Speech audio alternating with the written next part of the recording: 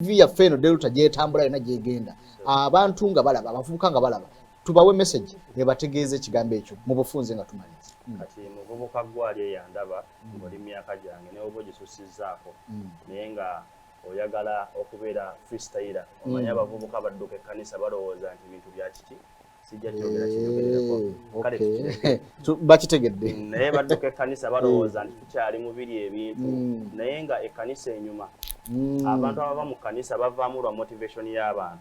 so kati okubonya ebibiina bino eno ebigenda okuleeta morale mu bavubuka kuga ne mbatwalako ne mbeerako mwekka n'avubuka ne mbatwalako ne ku out ne mugendako mu zikampu mugenze ku zibiiki si bye bibanyumira ebyo era munayo muvubuka omukola ebyo tava mu kkanisa abavubuka mwenna abali eyo